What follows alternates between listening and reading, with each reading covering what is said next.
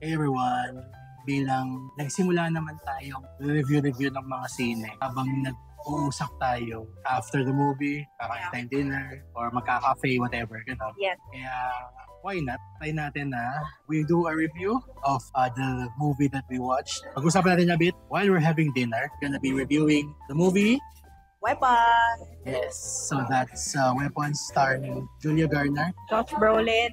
Alden Ehrenreich, and ano pangalan ng bata dito sa Weapons? Si Bata. Si Alex. Benedict Wong. Oo. Is also there. Basta is Benedict Wong is there. By the way, dito pala kami sa ngayon sa The Original Paris. Kain. Yes, it. So, this is gonna be non-spoiler as with keeping with yung ating mga reaction videos. Sarap. Nice. Okay. Before we start, cheers muna tayo. So, matagal nang inaabangan tong Weapons ng movie. Ever since lumabas yung marketing niya. Sobrang Cryptic talaga as in. Provocative. Sobrang niyang parang mysterious. Yes. Intriguing. Wala siyang nire-reveal at all doon sa trailer niya. Except yung basic premise niya.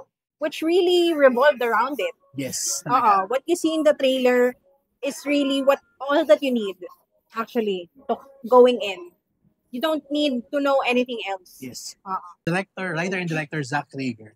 Sobrang niya talagang forte to. Yung mga sine, specifically horror movies, na merong parang midpoint na parang biglang everything just changes bigla doon sa kwento. Kasi ganito din dito. I get to see Barbarian. Pero I'm planning, after watching this, I'm gonna follow this director with great interest. Yes. Acting, Josh Brolin, as always. Julia Garner, yes. Yung pala, super. Ano to? Siya talaga. Maliban kay Pedro Pascal, nagkakaroon siya ng parang Year of Julia Garner na rin tayo. Kasi ako kasi parang yung intrusive thoughts ko, this is Silver Surfer versus Thanos.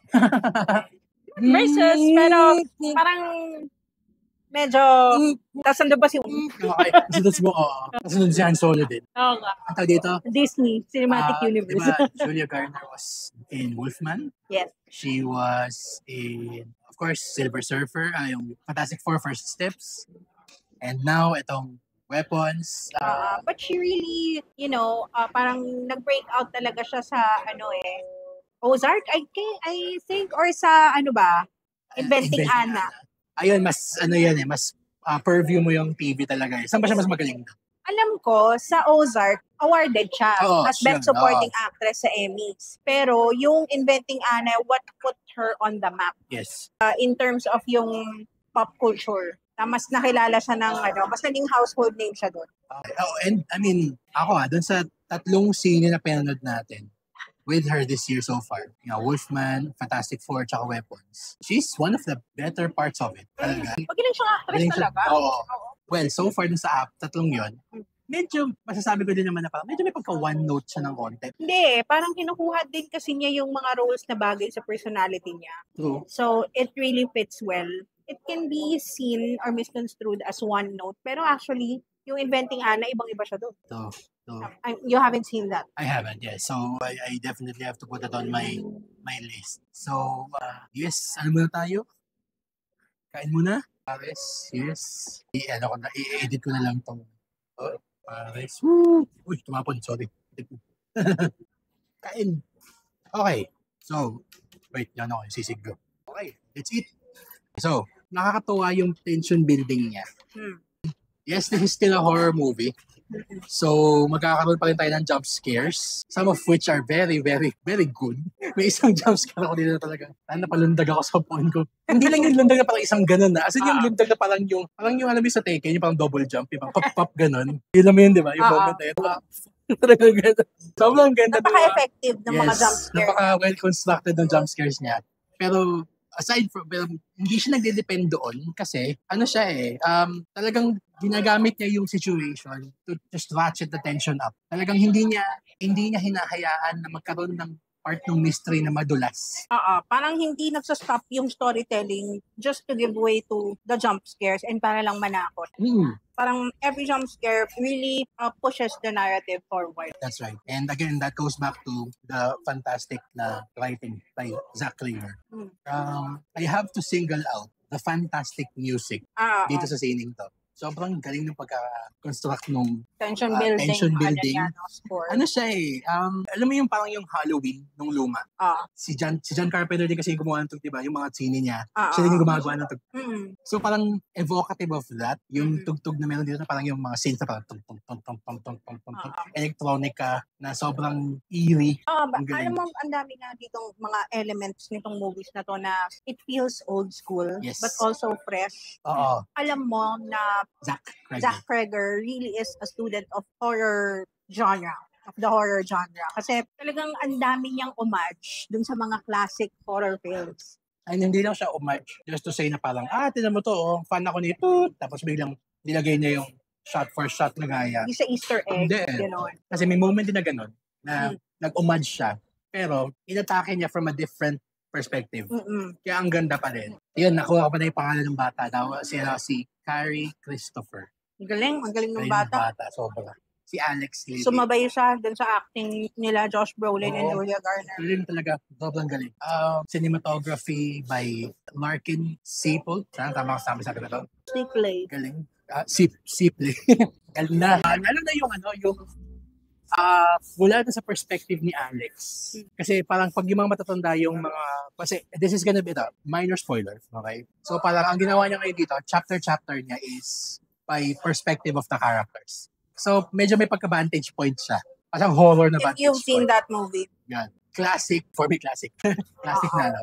So, hindi naman spoiler yan. Hindi man. So yung mga adults, iba-iba yung vantage point nila, nagko-converge minsan. Pero nakakatuwa na pagdating kay Alex, since bata siya, yung camera nasa height niya. Nga. Diba? Kasi mo yun, ang gandang, it's just a small touch, pero parang siyang, it makes it all the more personal. And immersive. Yes, exactly. Sorry, music is by Ryan and Hayes Holiday, pati si Direct Zach gumawa din to. So, mahal talaga siya. John Carpenter talaga siya.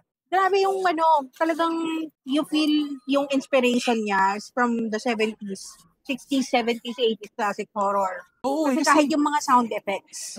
Pero din yung parang ginagamit niya talaga yung atmospheric na, yung old school na tunog.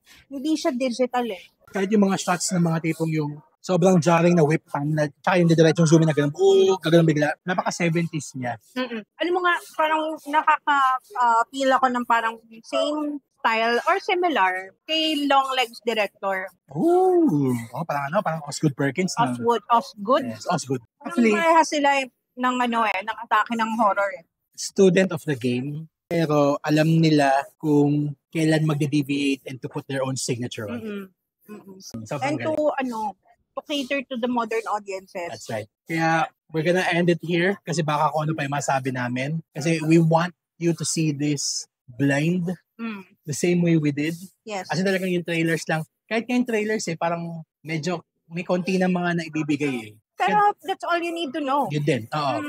Pero Warner Brothers. Don't be spoiled by it. Maganda na ma-experience for the first time. Ang saya niya sa sinehan.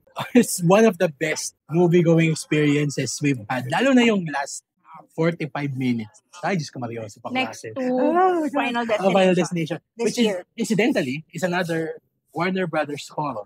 Just a few months ago. Last May lang yun lumabas. Grabe. It's Warner year. It's Warner's year. After last year na medyo, yun talaga Warner's. Sunod, Diba hit after hit. I think in-announce din kanina na parang Warner just surpassed $1 billion in box office this year. It's Warner's year talaga. Starting from Minecraft, I think. Talaga. So, and then Sinners. Ganda rin kahit horror. I mean, kahit yung Minecraft, it was fun. I mean, it was for the kids. Ano yung yung 9? Chicken jockey. Akala sabi ko sa lalalaba. Chicken. Pero hindi tayo chicken ngayon, sisig. Baris tayo ngayon. Sige, what is our rating for weapons? Ikaw. Rating? Wala akong notes eh. A+. Oh, shit. Wow. Grabe, napaka-unique niyang cinematic experience. And it's a joy to watch if you're a horror fan.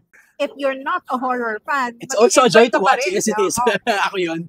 Hindi siya alienating. Hindi rin siya parang too traumatizing. Parang it keeps you at the edge of your seat. True.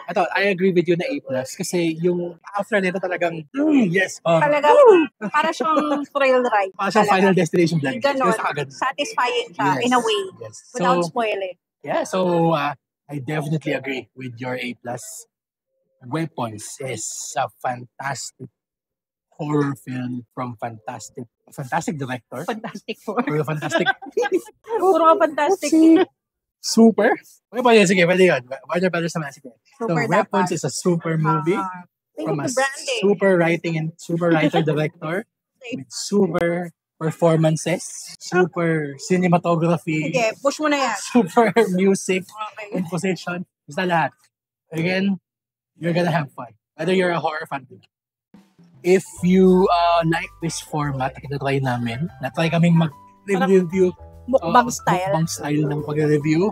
Let us know in the comments below. And we're also going to put in the information where you can find itong original Pares. Kasi sobrang sarap ng kinakain namin yun.